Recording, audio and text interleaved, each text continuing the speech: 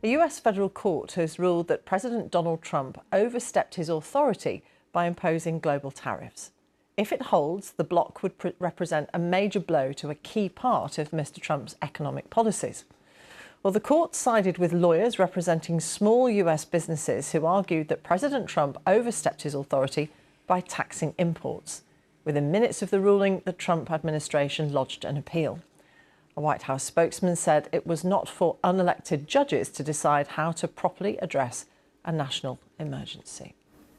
With us is our business correspondent, Mark Lobel. Talk to us more, Mark, about what's actually happened here. Well, in the last few hours, this federal court has blunted one of Donald Trump's key economic weapons that he wanted to use to boost US manufacturing and to protect jobs. Now, if you cast your mind back to Liberation Day, as Donald Trump called it, on April the 2nd, when he was standing up in the White House garden with that board with all those numbers on, all those reciprocal tariffs, that global import tax that he put on most countries around the world, and also country-specific ones like the big ones on China and the EU that have been jumping around like a kid on a pogo stick, has been sending global markets into disarray. And now we've suddenly had this news, excluding the tariffs on steel and aluminium and also on cars, everything else will be suspended in 10 days' time unless Donald Trump and his team can find a way to stop them.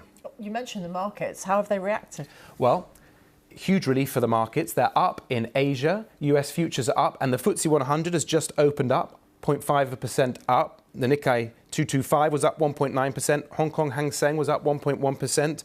Also in South Korea, it was up 1.8%. Significant because they had already been on a rally.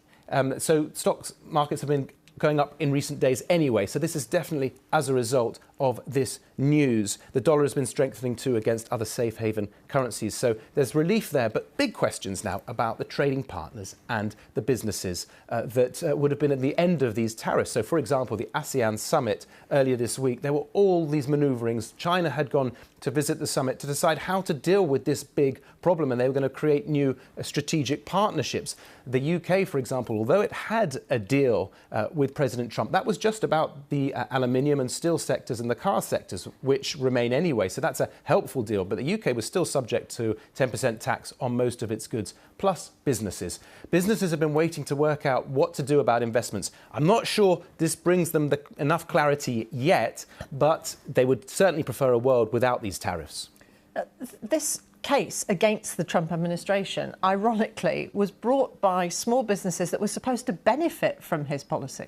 That's right. Importers of things like wine and bikes in America, they went to the federal courts just saying that he had overstepped the mark, that they had concentrated more on policy rather than legality. And that's what the court agreed. They agreed that while Congress could have passed these types of laws, the president himself didn't have that power in the way that he'd brought it forward. Mark, for the moment, thank you very much. Mark Lobel. Let's speak to Dr. Rebecca Harding, Chief Executive of the new Centre for Economic Security, an organisation that researches the nature of economic threats. Dr. Harding, welcome. Thank you for joining us here on BBC News. How much of a setback do you believe this is for Donald Trump? So I think what we're going to see is a huge constitutional battle now. So it's going to turn into a domestic battle. It is a setback. There's absolutely no question about that. But he has other tools in his armoury. And I don't want to give the administration ideas, but the idea at the moment might be that they've used the Section 232 of the Trade Expansion Act, which is what they've got the iron and steel tariffs under at the moment. So that act allows them to say on national security grounds, these sectors are able to have tariffs imposed on them. So what he might decide to do is go down a sectoral road rather than a country road. So it is a setback. It will create a conflict within the Constitution because it's now, as President Trump has said, unelected judges against an elected president. It's not a good place to be because that type of constitutional uncertainty still means that America is a very uncertain place. Where does it leave then the multiple trade talks that are underway?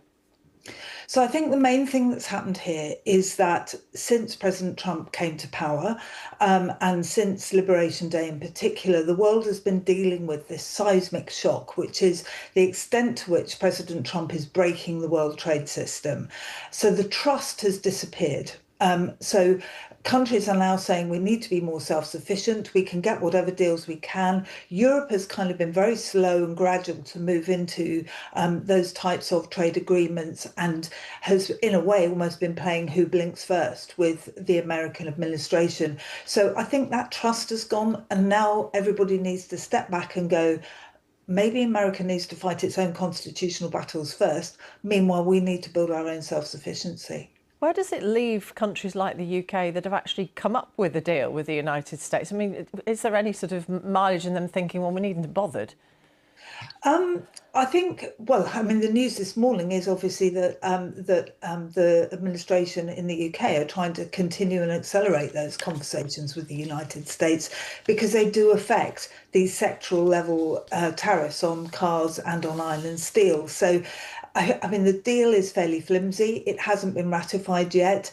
I do think that there is some mileage in keeping those conversations going, but rushing to the table too quickly when there's so much uncertainty around is a risky thing.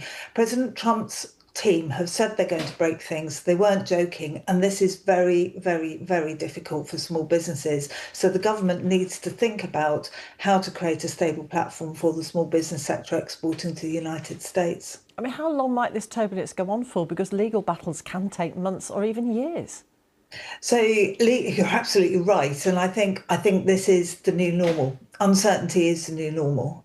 This is where we are at, and I don't think we can predict how long it's going to take because we've had Liberation Day, and then we've had not Liberation Day. We've had the reciprocal tariffs suspended, and now we're in this situation. It is just the case that we are going to see masses of uncertainty in the global economic system. And it makes it very hard for a small business or a big business, actually, to decide what they're going to do and formulate strategies while they don't really know what the world, the world's largest trading nation, second largest trading nation after China, while it doesn't know what that nation is going to do. So it's very difficult for small businesses and large businesses to make long-term decisions. And we just don't know. So we have to deal with that uncertainty and we have to think about what our exposures are and how we're going to manage that uncertainty in the future. Dr. Rebecca Harding, CEO of the Centre for Economic Security. Thank you very much. Thank you.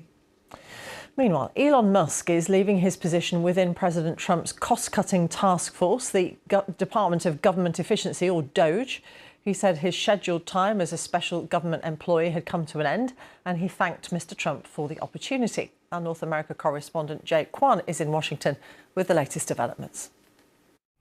The billionaire Elon Musk's scheduled time as a special government employee had come to an end, and this departure has been anticipated for a while because the special government employee are allowed up to 130 days in the government, and his 130 days is up around this week. But this departure still feels somewhat abrupt and unceremonious. Elon Musk has taken to social media platform X to announce his departure, and the White House quietly confirmed that they are offboarding him today. And this departure comes off the back of Elon Musk's interview where he criticized President Trump's marquee spending bill, which had added billions in deficits as it continued his tax cuts and added more spending of the defense budget. And as somebody whose whole job in the government was to cut the deficit, Elon Musk said that this bill is undermining his work. And while Mr. Trump and Elon Musk, their relationship seems quite solid, Elon Musk's and other officials in the White House, their relationship has been contentious, according to reports. And Mr. Musk's other business ventures, like the Tesla, their business has been suffering since he went into the politics for a while. The sales has dried up as his traditional customer base had come to really hate his political activity and his views. Jake Kwan.